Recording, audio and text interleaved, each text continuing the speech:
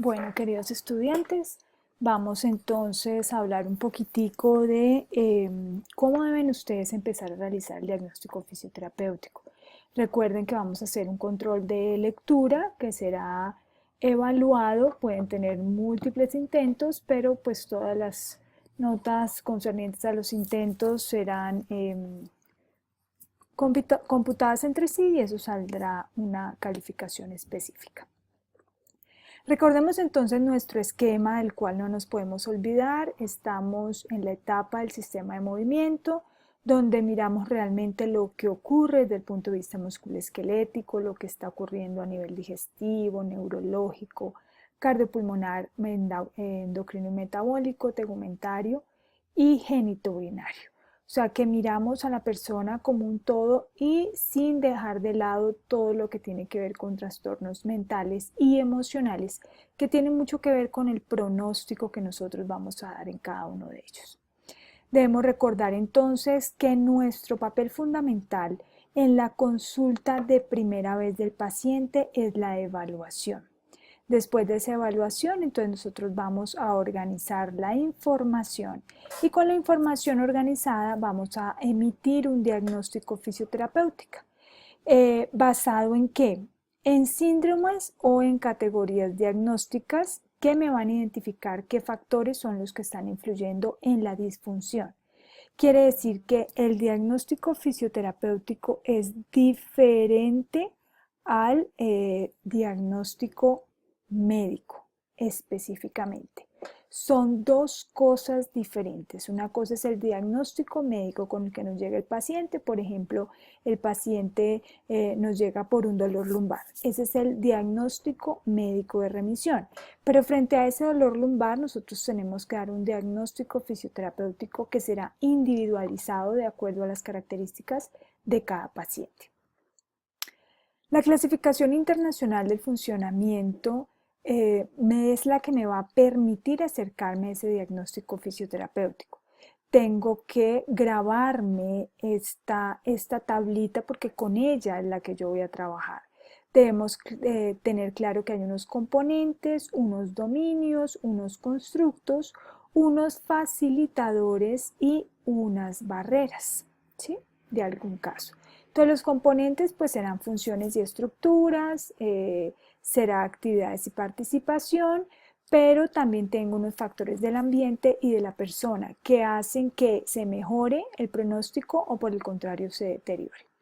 Dentro de esos componentes de estructuras y funciones que son los que en un todo me van a mirar lo que es el funcionamiento y la discapacidad, están las funciones y estructuras como tal y en actividades y participación están las áreas vitales, las tareas y las acciones. En los constructos, entonces, yo voy a determinar cuáles son esos cambios, tanto en las funciones como en las estructuras, y en las áreas y tareas vitales yo voy a mirar cómo es la capacidad de desempeño y la realización de tareas. Aspectos positivos que puedo tener en las estructuras y en las funciones es la integridad en la función y en las estructuras. Y aspectos positivos en actividades y participación, que la persona participe de otro tipo de actividades.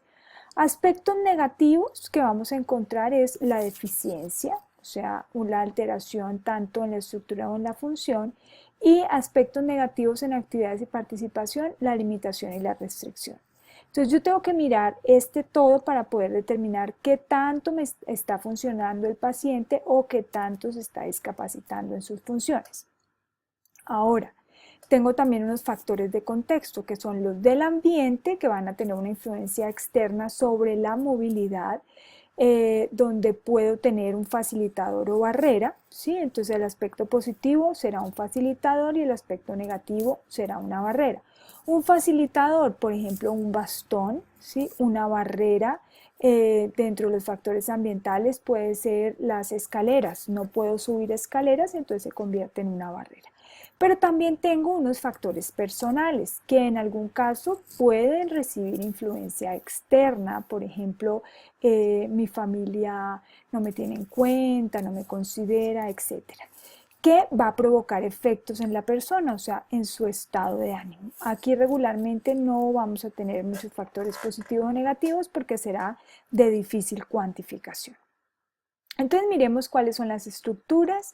Yo siempre les he dicho que es como un chancuco que yo les entrego, que les dejo en la unidad de salud, porque a veces basados en la CIF ustedes no se acuerdan cuáles son las estructuras ni cómo están clasificadas.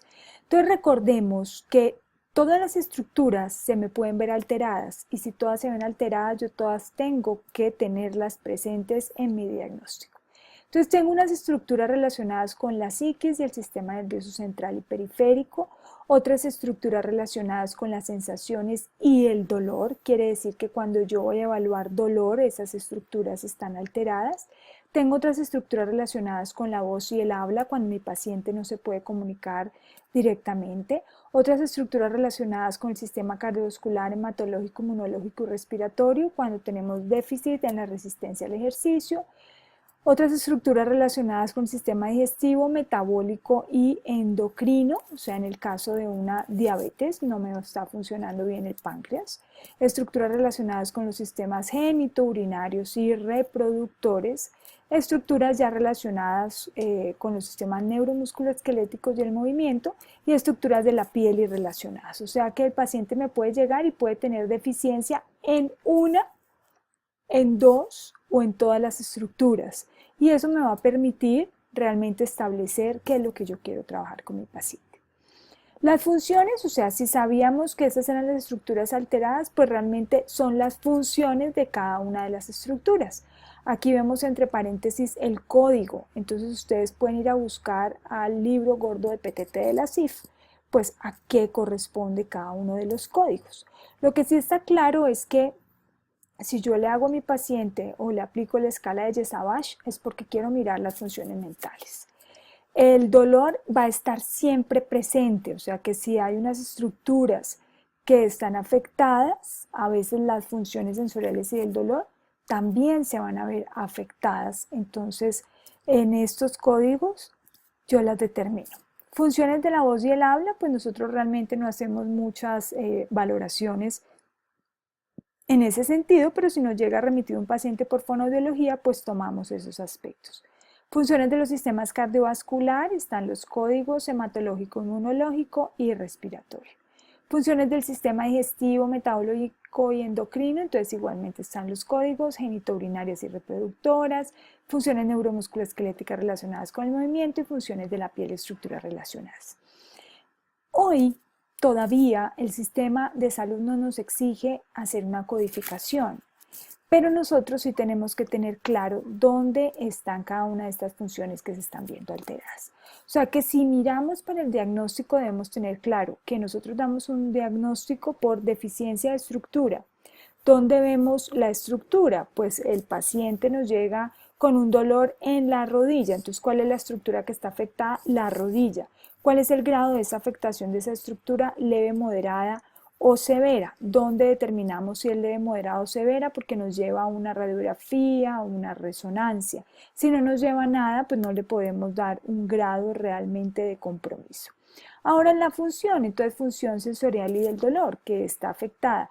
¿Cómo voy a gradar esa función como leve, moderada, severa? ¿Cómo la cuantifico?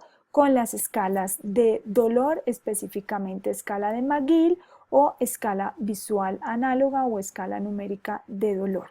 Entonces ahí yo ya cuantifico y yo puedo saber que un dolor será leve si va en una escala, está cuantificado de 0 a 4, un dolor será moderado si está cuantificado de 5 a 7 y un dolor será severo por encima de 7 hasta 10. ¿Sí? Entonces, estas funciones para cada una de ellas tengo unas escalas y esas escalas me permiten hacer la valoración de la gradación si esas funciones están alteradas de forma leve, moderada o severa. Tenemos actividades y participación, entonces a veces nosotros no conocemos ni en qué puede participar la persona, entonces aprendizaje, aplicación de conocimiento, está haciendo unos estudios adicionales, tareas y demandas generales, entonces tareas de la vida diaria o laborales, lo que tiene que ver con movilidad, ¿sí? Puedo caminar a largas distancias, a cortas distancias, etcétera. Actividades de autocuidado, puede hacer su higiene personal o no puede hacer su higiene personal, puede comer o no puede comer. Actividades de la vida doméstica, interacciones y relaciones interpersonales, o sea, si pertenece a grupos sociales, áreas principales de la vida, vida comunitaria, social y cívica. Entonces vemos que cada uno de ellos tiene unos códigos, entonces yo puedo decir, yo quiero conocer cuáles son las tareas y demandas generales, entonces me voy al código D210 a D299 de la CIF y ahí puedo determinar cuáles son las tareas y demandas generales. Movilidad, que la debemos conocer, D410, D429 y D450, D469. La movilidad que tanto está alterada, la movilidad en cama, la movilidad en el traslado, en la transferencia. Entonces, en esos términos, pues yo me voy a empezar a referir. Y tenemos entonces las actividades y participación. Aquí les traigo respecto a ello un ejemplo. Por ejemplo, autocuidado. Entonces miramos dos cosas. Desempeño y realización son todas las actividades con ayuda. O sea, la persona necesita ayuda adicional para poderla realizar. Y capacidad se refiere a todas las actividades sin ayuda. O sea, desempeño y realización, ¿usted qué puede realizar? ¿Sí? No, pues yo me puedo bañar, pero me tienen que ayudar. Entonces con ayuda. Pero ¿usted es capaz de bañarse solo? Sí. Entonces es un desempeño y la capacidad que tiene para realizar ciertas actividades. Entonces, para cada uno de ellos, pues yo también lo gradifico. Por ejemplo, autocuidado. No hay dificultad para lavarse todas las partes del cuerpo, todo el cuerpo y secarse, y aquí está el código específicamente. Quiere decir que no necesita ayuda, no tiene dificultad. Pero cuando yo ya hablo de la capacidad, ya me refiero al problema o a la restricción. Por ejemplo, referido a movilidad, problema moderado para cambiar las posturas corporales básicas. ¿Cuáles serán las posturas corporales básicas? Pues todo lo que tiene que ver con transferencias, con incorporarse, ¿sí? Problema severo para mantener la posición del cuerpo durante el periodo de tiempo necesario, ¿no? Yo soporto la posición sentada 2 horas porque me canso mucho. Problema grave para levantar y llevar objetos, tengo un dolor de espalda que no me permite hacer esta acción. Problema ligero para desplazarse por distintos lugares. Entonces, cuando yo hablo de capacidad, implica que en el diagnóstico yo me refiero a un problema. Y cuando yo hablo de desempeño y realización, pues sé que lo hace con ayuda. ¿Cómo la grado? ¿Sí? Para poder saber si es leve, moderada o severa, con las mismas escalas que aplico o simplemente con la percepción que me está informando el paciente que la debo gradar. Tenemos acá otros dominios, por ejemplo, productos y tecnología. En algunos casos mirar si eso es su barrera para ese momento o un facilitador. Entorno natural y cambios del entorno derivados de la actividad humana. Entonces, por ejemplo, puede ser un facilitador que a la persona le gusta cuando la llevan a un parque. ¿Sí? Entonces se convierte en un facilitador, quiere decir que mi terapia será haciendo énfasis no en 4 paredes, sino que tengo que sacarla a que le dé el sol y a que mire las flores. ¿Sí? Apoyo y relaciones, ¿sí? Mirar qué tan barrera o qué tan facilitador, y actitudes. Entonces, por ejemplo, barrera moderada y actitudes individuales de los profesionales de la salud.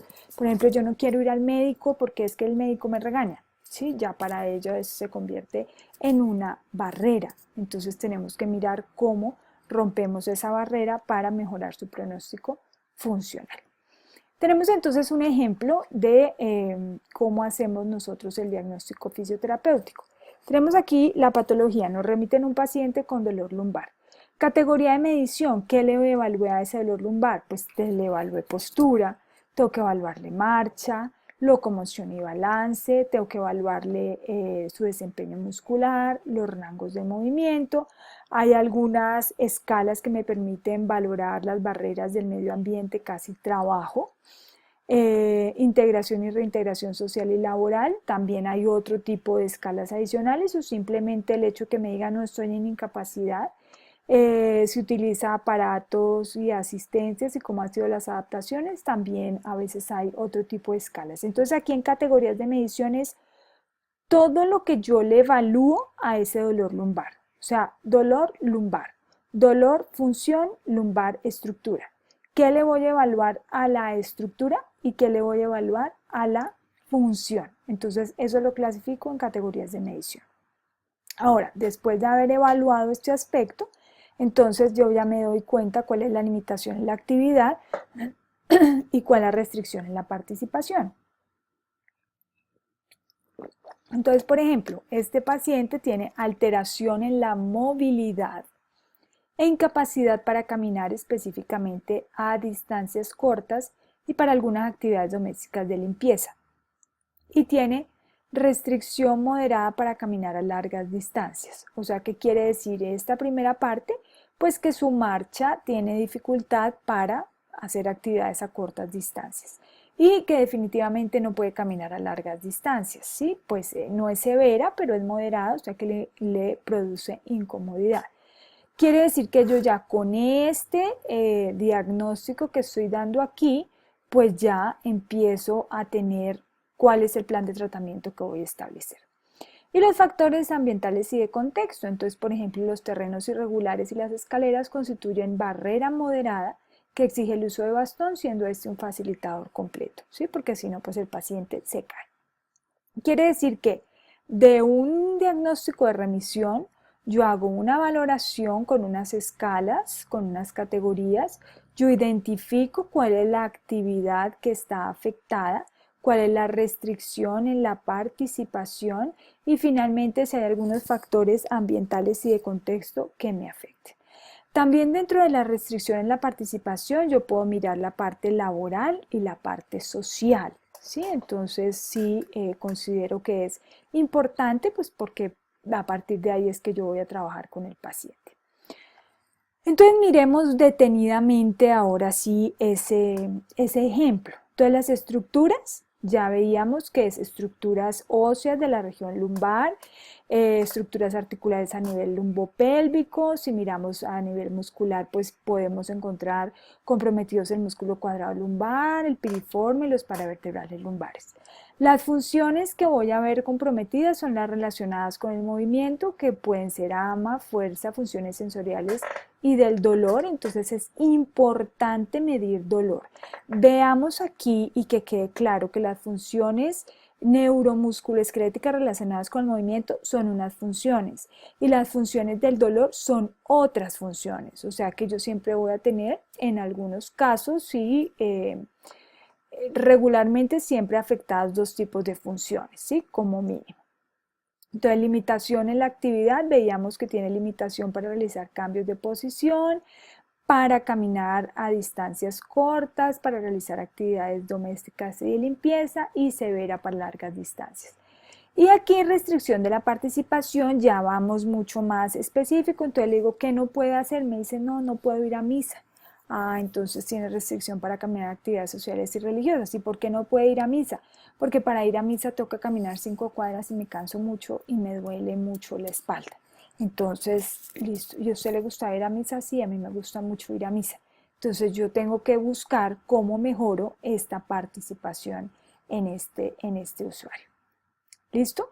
Hasta aquí creo que hay claridad y así ustedes tienen que construir ese diagnóstico fisioterapéutico de cada uno de sus pacientes. Finalmente, cuando lo emiten, pues entonces me van a decir paciente de sexo tal, con edad tal, remitido por, tiene afectación en las estructuras óseas de la región lumbar, estructuras articulares, etcétera, etcétera. Todas las estructuras. Si yo pude identificar el compromiso de afectación con una imagen diagnóstica o con una prueba complementaria que podamos decirle de moderado o severo, pues lo incluyo aquí. Si no, no lo incluyo. En funciones, entonces igualmente.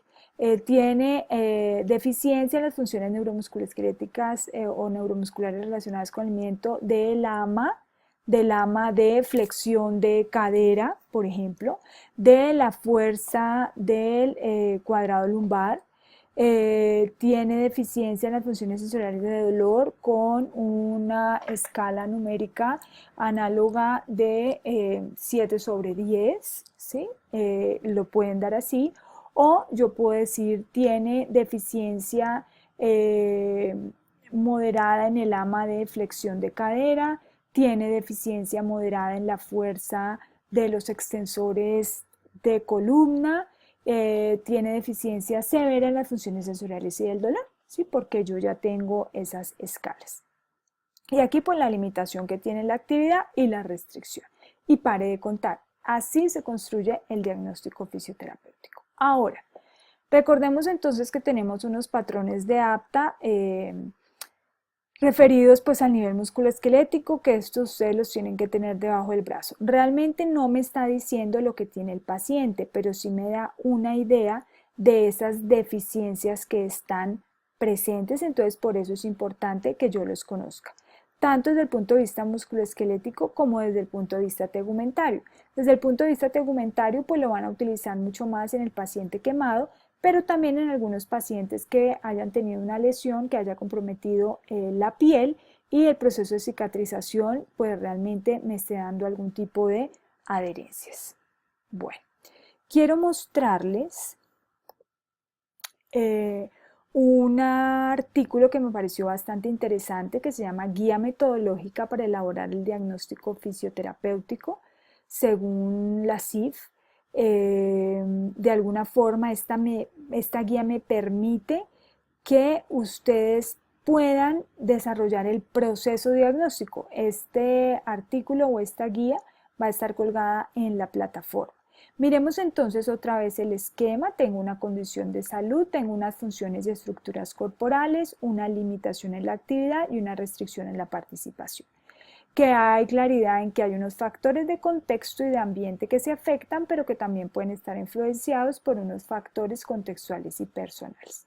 Hasta ahí, entonces, estamos bien. Viene un poquitico el modelo de la CIF y viene de alguna forma también como ese chancuco que les digo que les he entregado, cuáles son las funciones que se pueden afectar, cuáles son las estructuras que se pueden afectar, cuáles son las actividades y participación y los factores ambientales.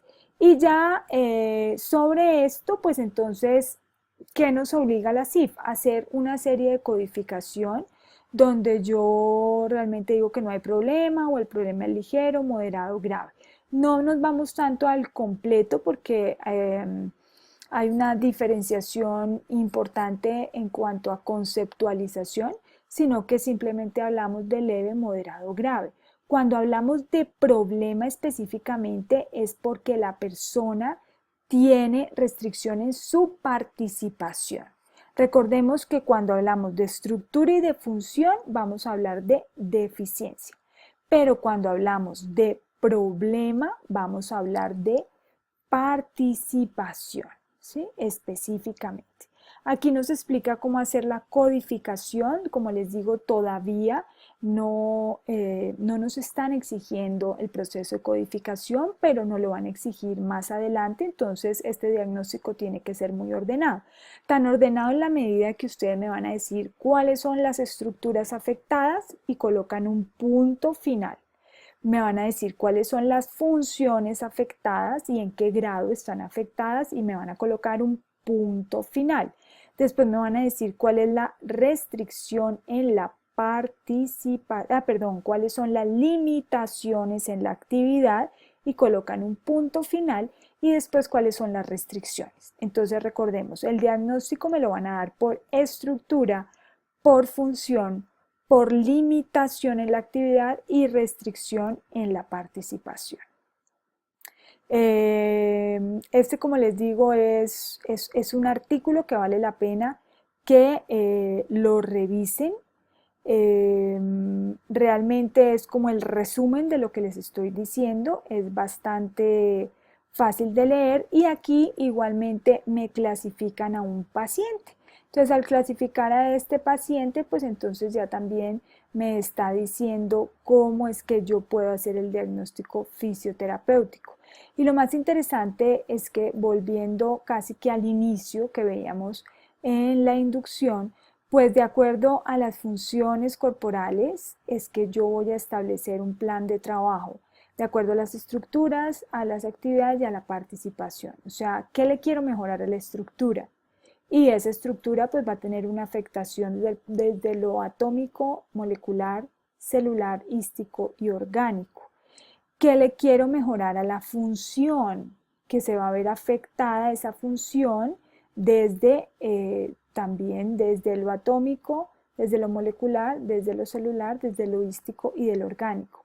Ahora, ¿qué quiero mejorar en las actividades y qué quiero mejorar en la participación?